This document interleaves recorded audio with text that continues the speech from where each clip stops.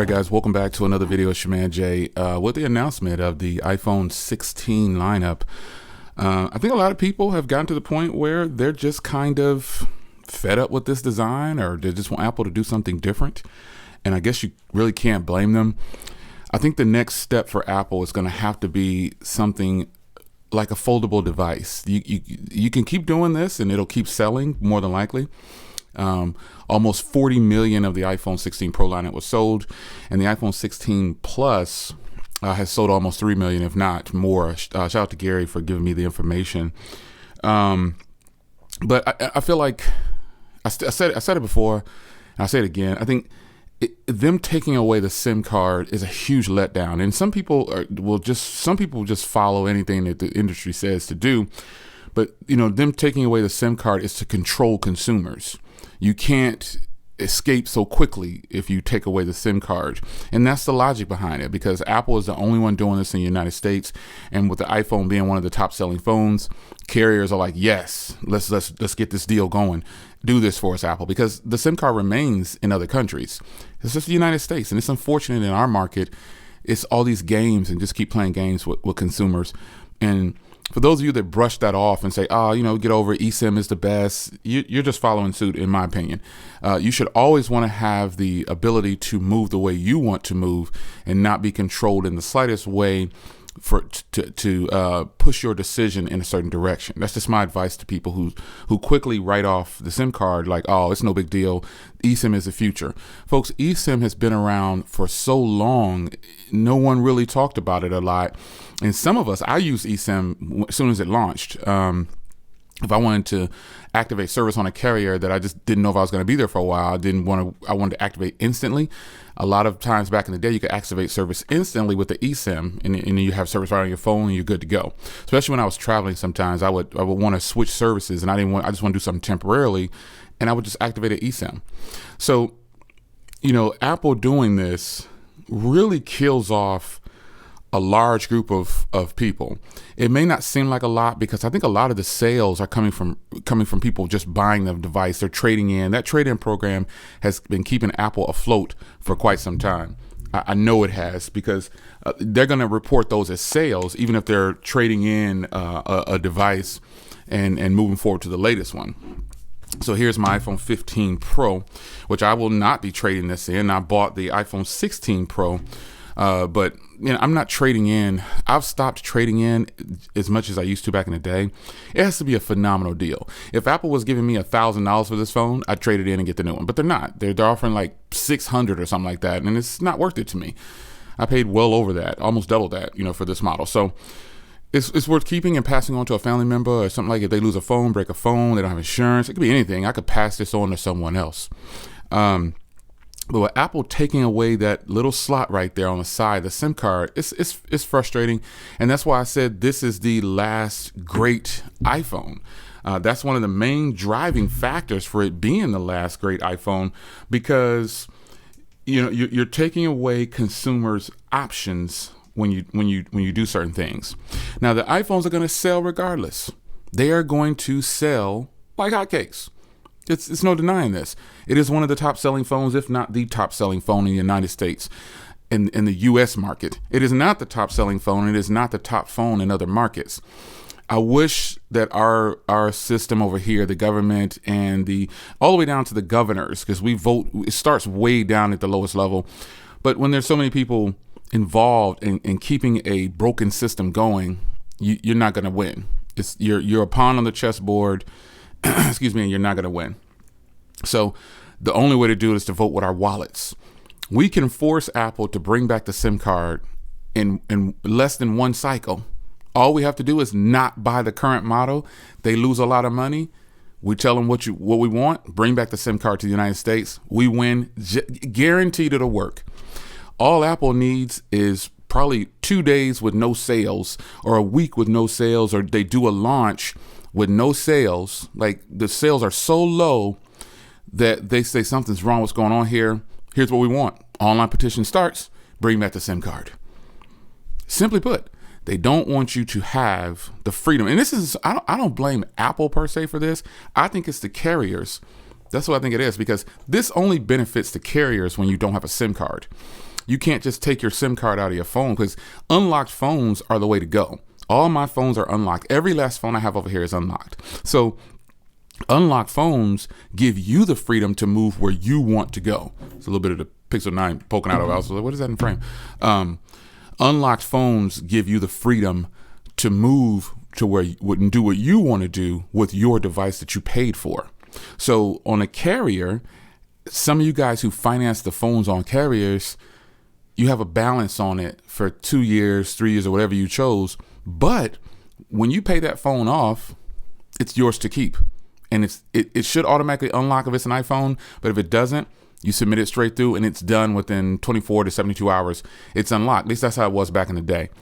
Now, the good part about a company like Visible, if you buy their products, they unlock after 60 days, whether you leave or not. Because Visible is a prepaid carrier, so it don't matter. It doesn't matter. They want to get 2 months out of you. Boom, done. Go on about your way. Because companies don't care about the phones themselves. They care about the monthly bills where you're paying your bills. So the iPhone 16 lineup, it's going to sell hundreds of millions of copies. We already know this. But I don't think I'm getting that much more by leaving this for this.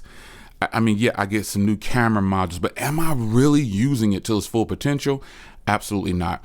All the phones I have over here, if I wasn't a creator and I was buying all these phones with my own cash and just not doing any content, I would just be losing money every time I did something, because I would just be using it for video recording, social media, emails, and some business things. But it's no point in doing so.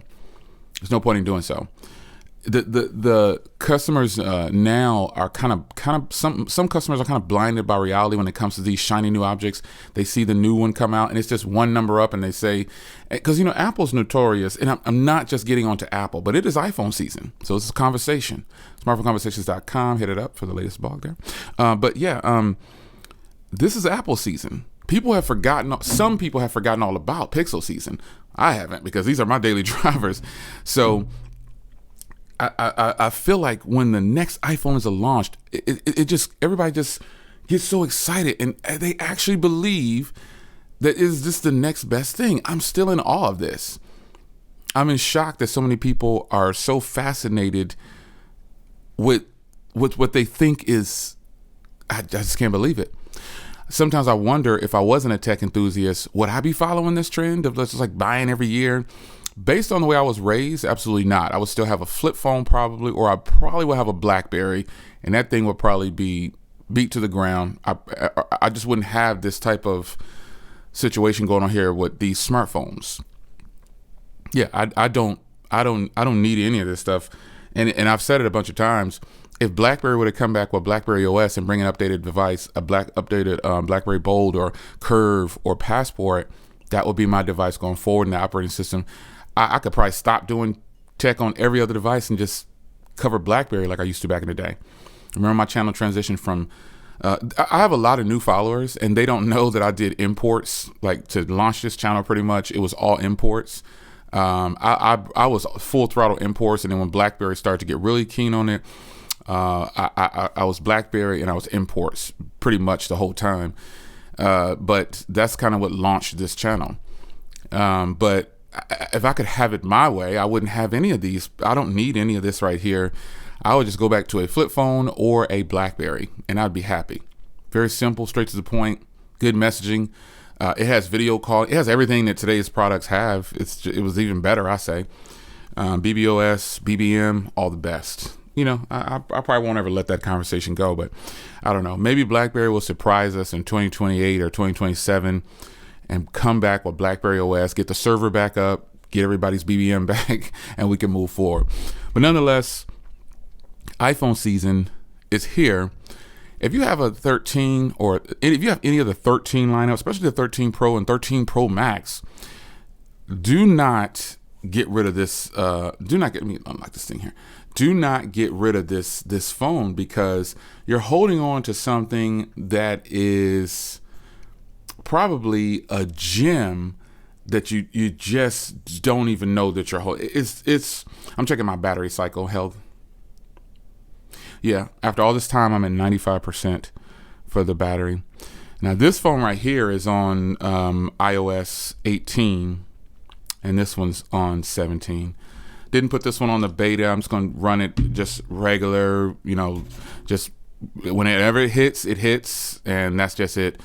But I feel like if you have one of these, definitely you definitely want to keep it, because it is going. There's an update coming in right now as I'm doing this.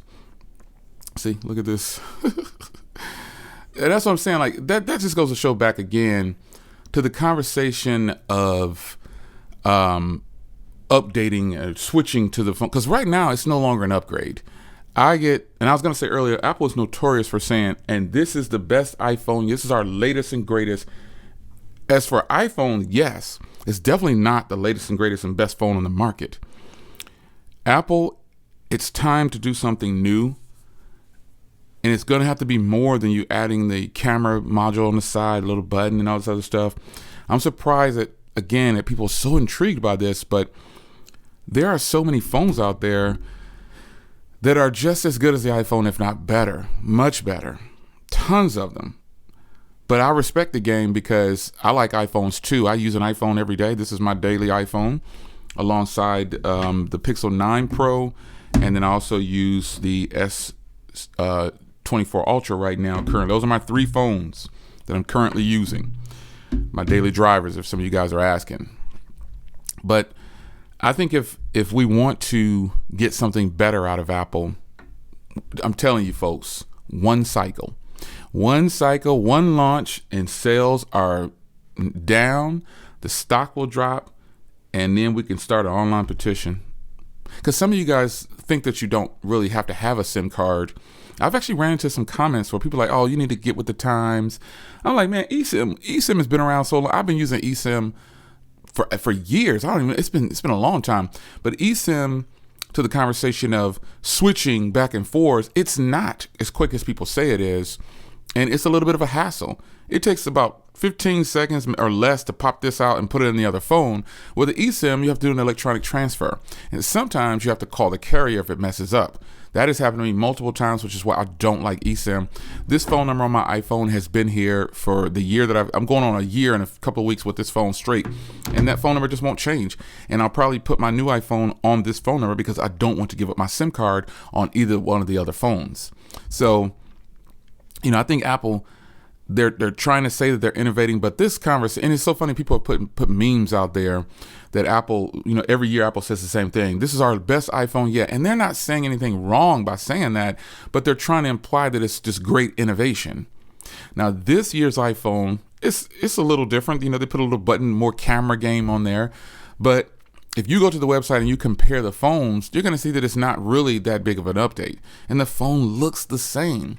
Bringing out one new color or something like that, that's not an upgrade.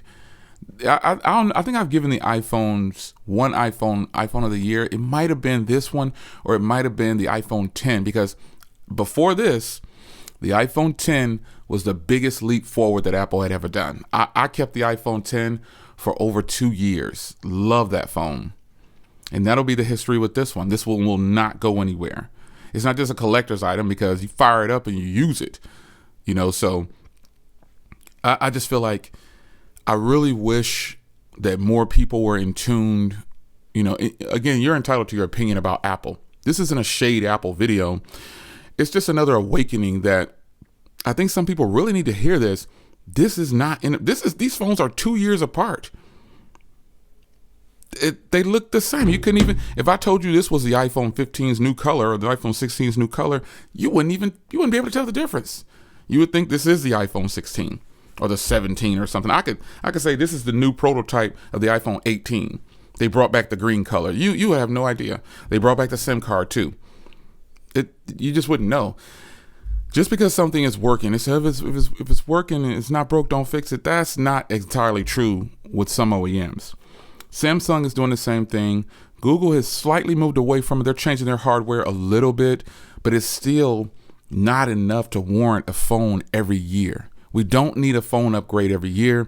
We need is software to be done right.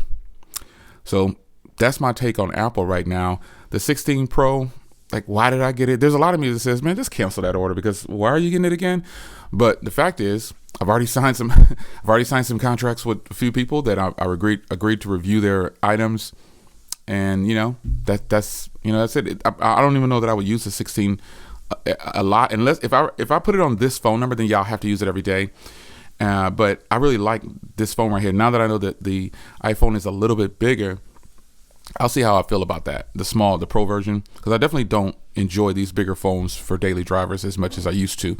But nonetheless, if you bought an iPhone 16 this year, I hope you're happy with it. But I also hope that you help push this narrative that it's time for some real change from Apple. I think you deserve it, and so do I. So I'm willing to get on board. I'm not just a creator that's being given phones by Apple. I'm paying for them. And if you say, Jay, let's start this movement, don't buy the next generation, cancel your order, what we're going to do, show me proof that everybody's ready to get on board, get the online petition going, we can shut it down. We really can. It's not, I don't know why a person would believe that couldn't happen, but look what they did in the EU. They said, no, you're not taking away our SIM cards. Boom, done. Government backed them, good to go. They still got SIM cards. Over here in the United States, it's too many gray areas going on behind closed doors, and things being passed around, and puppets on the string. And here we are still getting moved in the same direction. And I don't care if Apple's not increasing the price on the phone. They're also not doing a lot of changes. It's your man Jay. Talk to him in the comments. Let's go.